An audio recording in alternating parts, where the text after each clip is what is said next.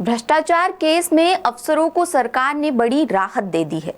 दरअसल ये बात हम इसलिए कह रहे हैं क्योंकि छत्तीसगढ़ सरकार ने क्लास 1 अधिकारियों के खिलाफ भ्रष्टाचार जांच में नई गाइडलाइन लागू की है, जिसके तहत अब किसी भी अधिकारी के खिलाफ जांच शुरू करने से पहले मुख्यमंत्री की मंजूरी लेना अनिवार्य होगा और 45 दिन में मंजूरी पर फैसला होगा।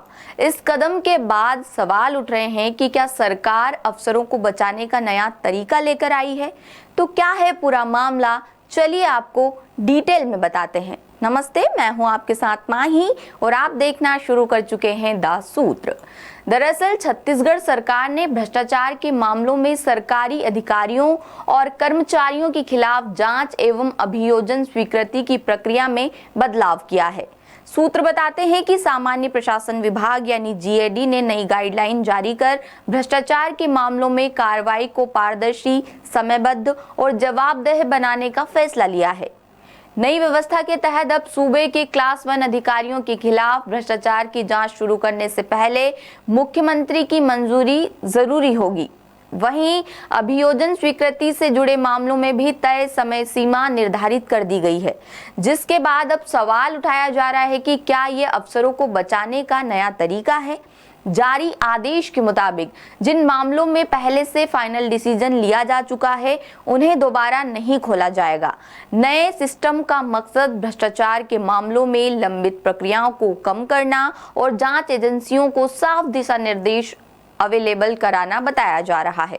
नई गाइडलाइन के तहत भारतीय प्रशासनिक सेवा आईएएस, भारतीय पुलिस सेवा आईपीएस, भारतीय वन सेवा आईएफएस के साथ साथ राज्य प्रशासनिक सेवा के क्लास 1 अधिकारियों के खिलाफ भ्रष्टाचार संबंधी जांच शुरू करने के लिए समन्वय के जरिए मुख्यमंत्री की स्वीकृति लेना अनिवार्य होगा। इसके बाद ही किसी तरह की जांच आगे बढ़ सकेगी।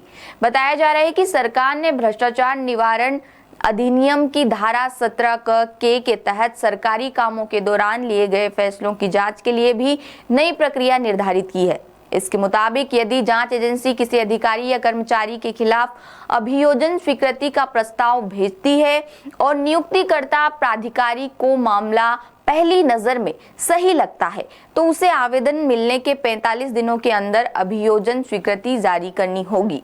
और यदि संबंधित विभाग को ये लगता है कि मामला अभियोजन के लायक नहीं है, तो उसे 30 दिनों के अंदर अपनी कानूनी राय प्राप्त करने के लिए प्रकरण विधि विभाग को भेजना होगा। विधि विभाग को ऐसे मामलों में 15 दिनों के भीतर अपना अभिमत देना अनिवार्य होगा। इस तरह पूरी प्रक्रिया अधिकतम 45 दिनों में पूरी करने का लक्ष्य रखा गया है। इसके अलावा नई व्यवस्था में ये भी प्रावधान किया गया कि यदि किसी मामलों में प्रशासनिक विभाग और विधि विभाग की राय अलग अलग होती है, तो मामला सामान्य प्रशासन विभाग के जरिए कैबिनेट समिति या समन्वय समिति को भेजा जाएगा। ऐसी स्थिति में आवेदन प्राप्त होने की तारीख से अधिकतम 3 महीने के अंदर फाइनल डिसीजन लेना जरूरी होगा। वहीं सरकार ने निजी शिकायतों के आधार पर दर्ज होने वाले भ्रष्टाचार के मामलों के लिए भी साफ नियम बनाए हैं। मसलन यदि कोई व्यक्ति किसी सरकारी कर्मचारी के खिलाफ भ्रष्टाचार की शिकायत करता है, तो संबंधित लोक सेवक को अपना पक्ष रखना और सुनवाई का मौका दिए बिना मुकदमा चलाने की परमिशन नहीं दी जाएगी। ऐसे मामलों में नियुक्तिकर्ता प्राधिकारी को संबंधित अधिकारी या कर्मचारी का पक्ष सुनने के बाद 3 महीने के अंदर फैसला लेना होगा। बताया जा रहा है दैनिक वेतनभोगी, संविदा और नियमित कर्मचारियों के मामलों में अभियोजन स्वीकृति की प्रक्रिया समान रहेगी, लेकिन आउटसोर्स और मानदेय पर कार्यरत कर्मियों के मामलों में अलग व्यवस्था लागू होगी। चूंकि इन कर्मचारियों के लिए सरकार नियुक्तिकर्ता प्राधिकारी नहीं होती, इसलिए उनके खिलाफ अभियोजन स्वीकृति की आवश्यकता नहीं होगी और जांच एजेंसियां सीधे कानूनी कार्रवाई कर सकेंगी। सरकार का मानना है कि नई गाइडलाइन से भ्रष्टाचार के मामलों में अननेसेसरी देरी कम होगी, जिम्मेदार अधिकारियों की जवाबदेही तय होगी और जांच प्रक्रिया ज्यादा प्रभावी और समयबद्ध बन सकेगी। फिलहाल इस नए सिस्टम को लेकर आप क्या सोचते हैं, कमेंट करके जरूर बताएं। लेटेस्ट, इन्वेस्टिगेटिव और इन डेप्थ खबरें देखने के लिए ज्वाइन कीजिए द सूत्र का व्हाट्सएप चैनल, सब्सक्राइब कीजिए यूट्यूब चैनल, लाइक कीजिए फेसबुक पेज और पढ़ते रहिए www.thesutra.in daसूत्र.com।